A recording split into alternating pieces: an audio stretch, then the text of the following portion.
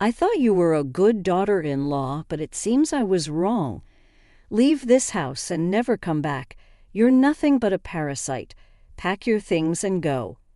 Ever since my husband passed away, my mother-in-law Sarah and sister-in-law Catherine have been saying mean things to me. Even though I've been taking care of Sarah, my husband was worried about her until the end. And yet Catherine says bad things about him, and I couldn't help but argue back. If you both feel that way, I understand. I'll leave. When I said that Sarah and Catherine were happy, but a few months later, they were begging me, the bad luck I wished for them was worse than I thought. My name is Emily. I'm 32 years old and work as a buyer for famous brands. I met my husband Tom through a friend. Tom was kind and calm, just the husband I wanted, so I said yes when he proposed. Tom's parents were independent, so I got along well with them and didn't have any problems with my mother-in-law. Having a caring mother-in-law and practical father-in-law seemed perfect to me. Tom worried about his mom's financial future because she didn't think much about money. He thought it would be fine as long as his dad, who was responsible with money, was healthy. Tom also had an older sister, Catherine, who was divorced and lived alone. He figured she'd take care of their parents later on, but Tom didn't fully trust Catherine. I'm worried about giving our family money matters to Catherine. Why? There were problems before. I didn't think much about Catherine's past then, but later Tom's worries turned out to be true. After I married Tom and had a few peaceful years, his dad got sicker and died. Since Sarah always depended on her husband, she was devastated. It's tough now, Sarah, but let's try to move on. I've always let my husband handle everything. I don't know how to do it alone. Tom was worried about his mom living alone, and I shared his concern. As our son, he must have been really stressed about it. Then one night he came to me with an idea. Emily, what if my mom comes to live with us? It was unexpected, but I had a feeling he might suggest this someday. But what about Catherine? What about her? Shouldn't she, as the daughter, take care of Mom instead of us? I want to step up and take Dad's place, looking after Mom. She's not great with money, so I'll handle her finances too. Can't we ask Catherine to do that? No, that won't work. It was rare for Tom to firmly say no to my idea. I want to make sure Dad's money is well taken care of so Mom won't struggle later on. Even though he felt bad about asking me to live together, Tom was determined to handle Dad's inheritance and savings. It's okay. I think we'll all be happy living together with your mom. I'm genuinely worried about her being alone too. Oh, Emily, thank you so much. And so we started our new life as a family of 3 in Sarah's house, just like she promised. Sarah left everything for her husband to handle, from bank accounts to bills and credit cards. She didn't really understand any of it. Tom managed her money separately from ours and decided to give her a monthly allowance for her expenses. Whenever Sarah was tempted by dodgy salespeople or pressured to buy expensive stuff by friends, it was Tom's job to guide her. If he didn't, she might end up with a lot of debt because she was careless with money. By taking on the role of her husband, Tom made his mom happy. Seeing her happier also made Tom feel better. Sarah helped out with the household chores since I was working, and everything was going smoothly. But our peaceful life came to an abrupt halt. Tom collapsed at work. He had the same illness as his dad, might have pushed himself too hard during a busy time, ending up in the hospital. Sarah and I visited him almost every day, but Tom didn't seem to be getting better. Emily, I need to talk to you about what happens after I'm gone. Don't say that. Let's focus. I'm getting you better so we can go back to living with your mom just like before. I knew I might get sick like Dad, so I'm prepared. But there's one thing I need you to do for me regarding Mom. Trying to hold back tears, I listened closely to my husband's last request. A few weeks later, Tom passed away. Dealing with telling relatives, sorting things out with his job, and planning the funeral kept me busy and distracted from the grief. Once everything was settled, I remembered what Tom had asked of me. There was no time to mourn. Now I had to step into Tom's shoes and take care of my mother-in-law. "I'm sorry I've been occupied lately, Sarah. From now on, I'll handle the money matters instead of Tom. Don't worry, I'll make sure we have enough for our monthly expenses. Emily, are you still going to stay with me now that Tom is gone?" "Absolutely. Tom always told me to take care of you. Let's keep supporting each other."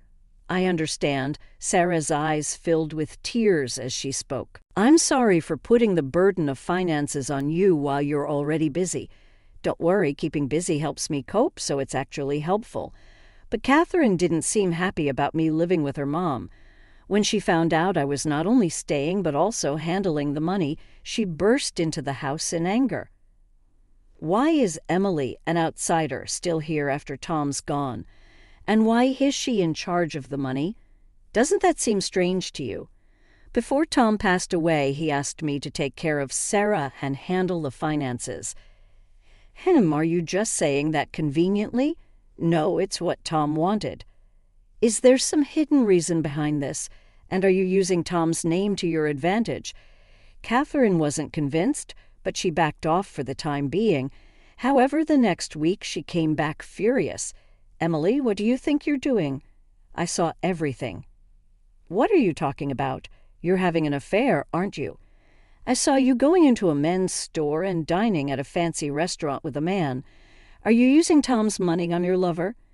"That's not true. I haven't spent any money like that on someone else. Your excuse pieces won't cut it. It hasn't been long since Tom passed away, and you're already moving on to someone new. Have you no shame?" "Mother, don't you agree?" Influenced by Catherine's words, Sarah started to doubt me too. "Emily, is it true?" "No, that's not what happened. I'm just following Tom's wishes." I tried to explain, but Catherine interrupted me. "How dare you bring up Tom's name after cheating on him? How could you sink so low?" I fell silent, feeling a cold stare from both Catherine and Sarah. Then Sarah spoke up. "I used to think you were a good daughter-in-law, but I was wrong. I never want to see you again. Leave."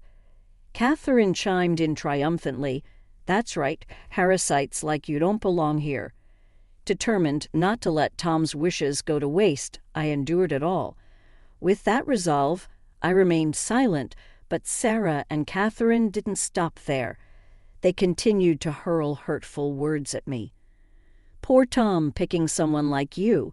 He was always so easily fooled, you know. Maybe he tricked you into thinking he'd handle the money, but actually used Mom's money for himself. To tarnish Tom's memory, especially when he cared so much about his mom, is unforgivable to me. I could handle them saying bad things about me, but I can't stand them insulting my late husband. I'm sorry, Tom, for not keeping our promise."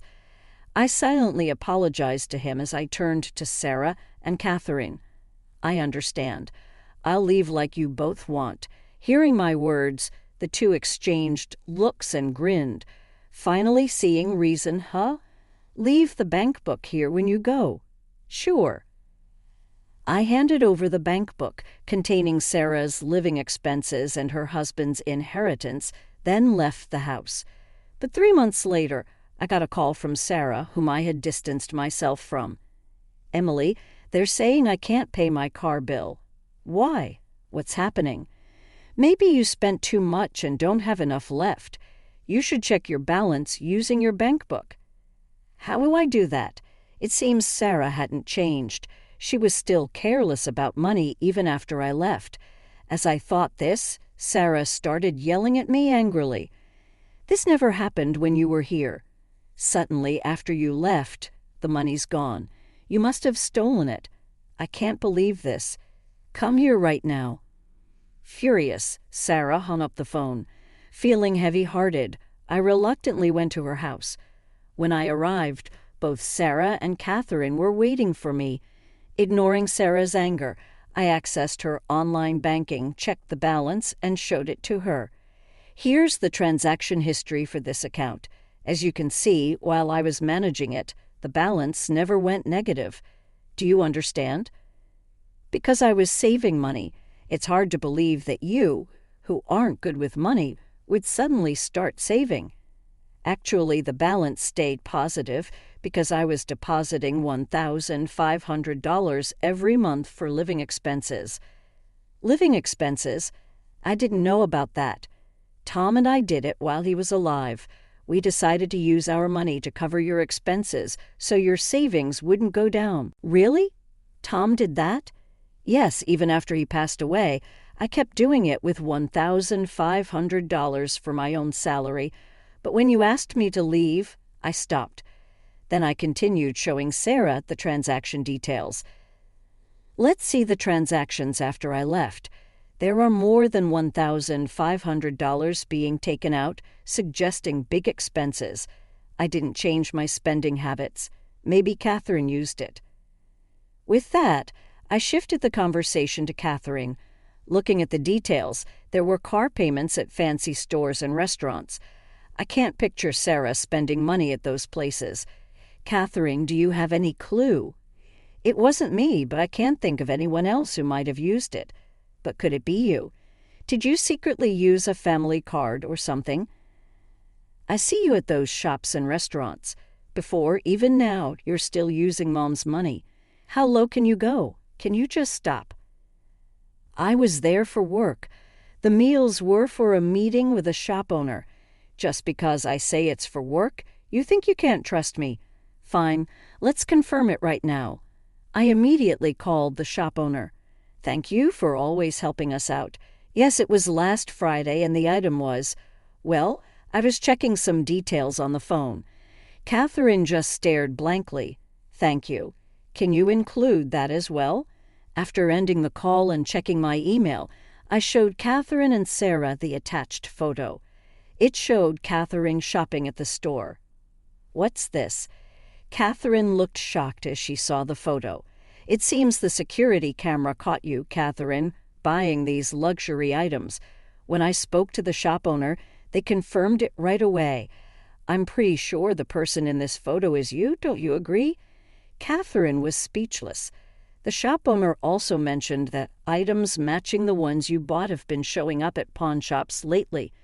The dates and items matched the ones when you used the card, right? Catherine's voice shook and she seemed confused. Sarah, looking puzzled, asked Catherine, but why go through all this trouble? Buying something and then selling it to a pawn shop right away. Since Catherine didn't seem willing to answer, I spoke up. She probably needed cash quickly. If she took it straight from the bank account, it would have been noticed right away. So you tried to frame me by shopping at my workplace, making it look like I was the one spending money, didn't you? Catherine couldn't defend herself and stayed silent. Meanwhile, Sarah seemed to have more questions and kept pressing Catherine. Catherine, why do you need so much money? Well, I had debts to repay, Catherine confessed quietly. But I added more to her confession. You didn't tell Sarah about it, did you? Do you know why Catherine got divorced? It was because of her debts. Tom often mentioned how troubled he was because Catherine kept asking to borrow money. This has been going on since before Catherine got married. Even after she got married, Tom complained that Catherine's spending habits hadn't changed. You had debts. Sarah then remembered something. The money your father left you, Catherine.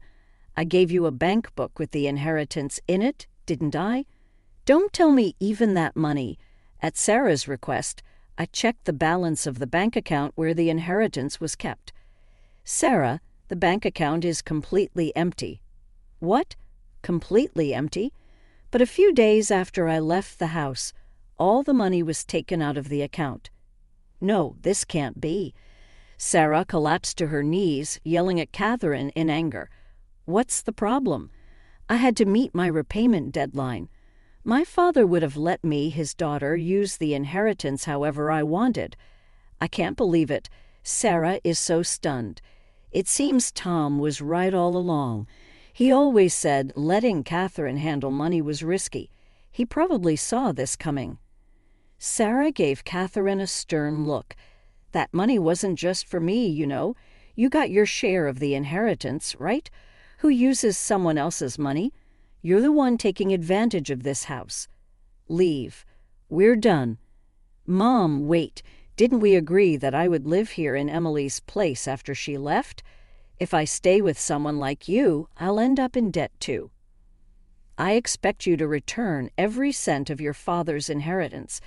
With those words, Sarah forcefully kicked Catherine out of the house. However, I'm unsure if it was the right outcome.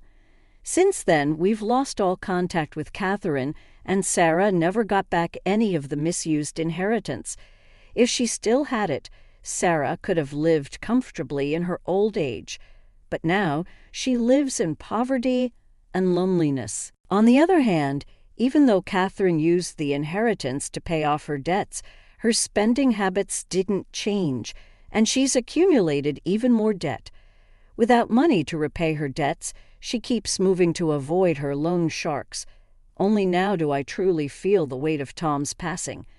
Though things turned out differently from Tom's last wish, I believe I haven't done anything wrong. Tom wanted me to prioritize my happiness above all else. Living with Sarah and Catherine would have gone against Tom's wishes for our well-being.